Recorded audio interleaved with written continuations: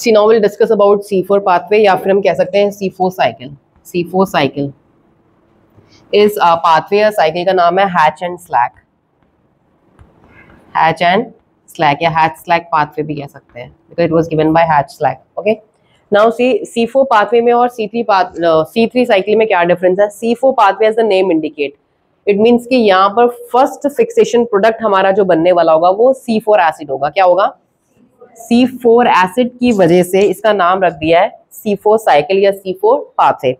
Next thing देखिए, जो plants हमारे ड्राई और ट्रॉपिकल रीजन्स में रहते हैं, ड्राई और ट्रॉपिकल रीजन्स में रहते हैं, वो ज्यादातर हमारे प्लांट जो है वो C4 साइकिल अपने अंदर करते हैं, C4 पाथवे करते हैं, जो ड्राई और ट्रॉपिकल रीजन्स में रहते हैं। इन प्लांट्स में हमारा फर्स्ट फिक्सेशन प्रोडक्ट जो बनता है वो C4 एसिड होता है, और ये प्लांट C3 साइकिल भी अपने अंदर करते हैं। मोस्ट नोटेबल पॉइंट, ये प्लांट अपने अंदर C3 साइकिल भी करते हैं, बिकॉज यहाँ पे लिखा हुआ है कैल्विन साइकिल। ये अपने अंदर C3 साइकिल भी करते हैं CO2 को फिक्स करने के लिए। C3 साइकिल से ये अपने अंदर CO2 को फिक्स भी करते हैं। मतलब C4 प्लांट वो प्लांट है जिनके अंदर C4 साइकिल भी चल रही है, और इस जगह ये पूरी C4 है, इस जगह पे कैल्विन साइकिल भी ऑपरेट हो रही है। तो ये प्लांट्स हमारे ड्राई रीजन्स पे रहते हैं, ट्रॉपिकल रीजन्स पे रहते हैं। क्लियर? और ये प्लांट्स हमारे ऐसे हैं जो कि इनके अंदर कितनी भी सनलाइट अगर इन तक पहुंचे, ये बहुत अच्छा इंप्रेशन देते हैं। They are not distracted by heavy sunlight. ये ज्यादा धूप में अच्छी तरह रहते हैं, पनपते हैं ज्यादा धूप में, इनको ज्यादा धूप चाहिए, हाई लाइट इंटेंसिटीज इन्हें चाहिए होती हैं, और they can also tolerate high temperature. ये ज्यादा टेम्परेचर भी टॉलरेट आराम से कर सकते हैं। क्लियर हो गया? नेक्स्ट थिंग देखिए क्या है। अब बात आती है कि इन प्लांट्स में C3 और C4 साइकिल दोनों की दोनों कैसी हो रही हैं। One point here also want to add, see what, पहले हमने C3 साइकिल पढ़ी थी, C3 साइकिल हमने पढ़ी थी, वो साइकिल एक्चुअल में कहाँ हो रही थी? लीफ में। अब लीफ में वो साइकिल कहाँ हो रही थी? मीजोफिल सेल्स में। कहाँ? मीजोफिल्स में, लीफ में सेल्स होते हैं मीजोफिल सेल्स, उन सेल्स के अंदर हो रही थी C4 साइकिल। अब ये साइकिल भी हमारी होने वाली है मीजोफिल सेल्स के अंदर भी। बट एक चीज यहाँ स्पेशल है C4 प्लांट्स के बारे में, वो ये है कि C4 प्लांट्स के अंदर एक और स्पेशल टाइप के सेल्स होते हैं, उन सेल्स को हम बोलते हैं बंडल शीट सेल्स। क्या बोलते हैं? ये बंडल शीट सेल्स है। Now look into this diagram.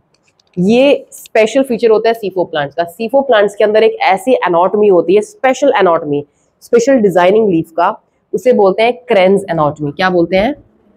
Cranes.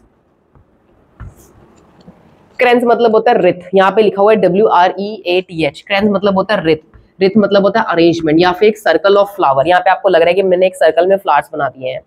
Wreath, wreath मतलब होता है सर्कल ऑफ फ्लावर्स, या एक ऐसी अरेंजमेंट जहाँ पे एक फ्लावर की तरह हमें डिजाइन दिखेगा। तो देखिए ये एक लीफ का डायग्राम है। Just look over here, this is the diagram of a leaf. Leaf में देखो क्या होता है, बीच में जाइलम फ्लोएम होते हैं। जाइलम फ्लोएम के बाद यहाँ पे जो फ्लावर शेप में बड़े बड़े सेल्स दिख रहे हैं, ये होते हैं bundle sheath cell. These are known as bundle sheath cell. Bundle sheaths के बाहर एक और लेयर है सेल्स की, उस लेयर का नाम है मीजोफिल सेल्स। और C3 में सिर्फ मीजोफिल सेल्स थे, ये वाला अरेंजमेंट नहीं था। बट C4 प्लांट में स्पेशल कैरेक्टरिस्टिक ये है कि उनके पास मीजोफिल के साथ साथ बंडल शीट सेल्स की भी एक लेयर है, उसकी एक करेंस, एक रेथ, रिथ मतलब arrangement in the shape of a circle present है। And they also do possess special large chloroplast. देखो कितनी बड़ी बड़ी क्लोरोप्लास्ट है इनके अंदर। इनके पास क्या है? क्लोरोप्लास्ट भी स्पेशल टाइप की होती है। ये स्पेशल फीचर्स हमें सिर्फ C4 प्लांट्स में देखने को मिलते हैं। वो क्या स्पेशल फीचर है? जैसे एटमॉस्फेरिक CO2 अंदर आती है, हमें ये पता होना चाहिए कि C4 पाथवे में दो टाइप की सेल्स के अरेंजमेंट है। ऊपर वाले होते हैं हमारे, मतलब ये वाले हमारे क्या, मीजोफिल सेल्स। फिर कौन से हमारे? Bundle sheath cells. क्लियर हो गया? ये मीजोफिल मतलब CO2 पहले मीजोफिल सेल्स में आएगी, फिर यहां से एंटर करेगी, समझ में आ गया? तो यहाँ पे अलग साइकिल चलने वाली है, यहाँ पे अलग साइकिल चलने वाली है। वो दोनों साइकिल को डिस्कस करते हैं। तो देखो CO2 लीफ के अंदर घुसी, हमने लिख दिया मीजोफिल सेल्स। अब देखिए एटमॉस्फेरिक CO2 जैसी C4 प्लांट्स के मीजोफिल सेल्स में एंटर करती है, तो वहां पे एक उनको एक्सेप्ट करने के लिए केमिकल बैठा होता है। उस केमिकल का नाम होता है PEP, primary acceptor is phosphoenol pyruvate. PEP PEP होता है फॉस्फोइनोल पायरुवेट। ये chemical is a primary CO2 acceptor. ये CO2 को एक्सेप्ट करके फर्स्ट फिक्सेशन प्रोडक्ट बनाता है, इसका नाम होता है C4 एसिड।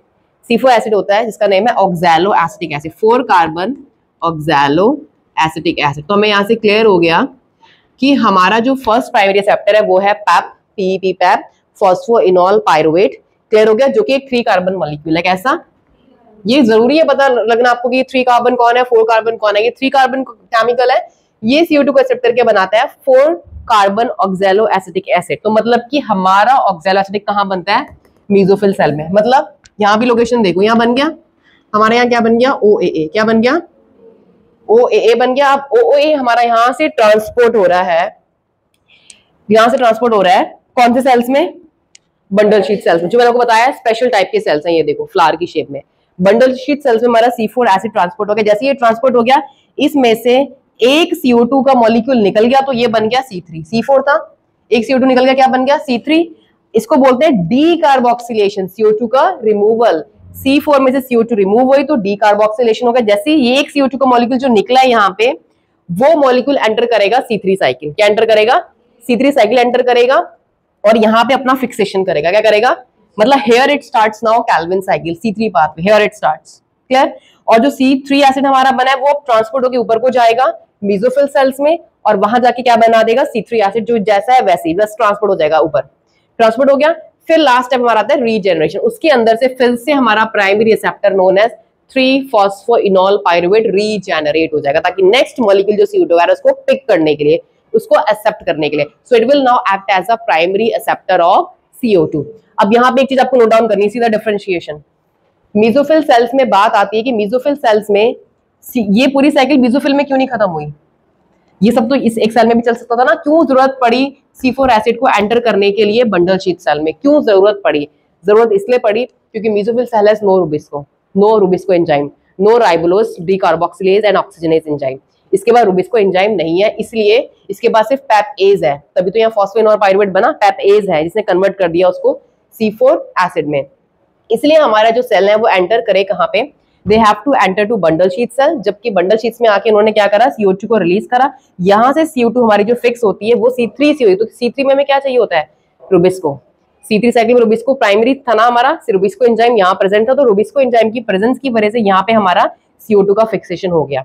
एक चीज और आप नोट करेंगे कि यहाँ पे रुबिस्को नहीं है बट पैपेज है, फॉस्फोइनॉल पायरुवेट एंजाइम है, यहाँ पे रुबिस्को है बट पैपेज नहीं है, इसलिए पैपेज वाला काम ऊपर हो गया, रुबिस्को वाला काम हमने कहाँ करा, नीचे करा। तो ये पूरी की पूरी साइकिल में हमारे 2 स्पेशल टाइप के सेल्स इन्वॉल्व होते हैं, मेसोफिल। अब देखो यहाँ मैं लिख सकती हूँ ना OA यहाँ पे ट्रांसपोर्ट हुआ ना, ट्रांसपोर्ट हुआ और यहाँ पे क्या बना, C3 एसिड बना। मैं यहाँ लिख सकती हूँ 3C एसिड। अब मैं C3 एसिड को कहाँ ट्रांसपोर्ट करूंगी, दोबारा ऊपर ट्रांसपोर्ट करूंगी।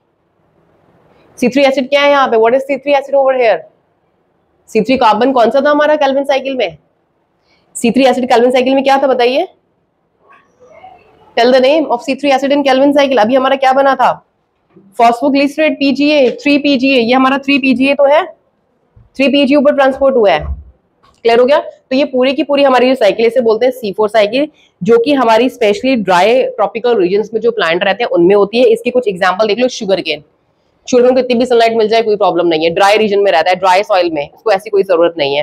तो C4 प्लांट्स के एग्जांपल शुगर केन लिख लो, कॉर्न भी देखिए C4 प्लांट है। तो this is known as C4 anatomy, जो कि स्पेशली हमारी होती है ड्राई ट्रॉपिकल रीजन्स प्लांट्स में। एक इंपॉर्टेंट चीज हमारी और यहाँ पे ये है कि C4 प्लांट्स हमारा फोटो रेस्पिरेशन नहीं होता है, दे लैक फोटो रेस्पिरेशन। ये बहुत इंपॉर्टेंट प्रोसेस है, this I will explain you in the next lecture. They lack photorespiration, क्यों इनमें फोटो रेस्पिरेशन नहीं होता और ये क्या प्रोसेस होती है। This is all about hatch and slag pathway और C4 साइकिल।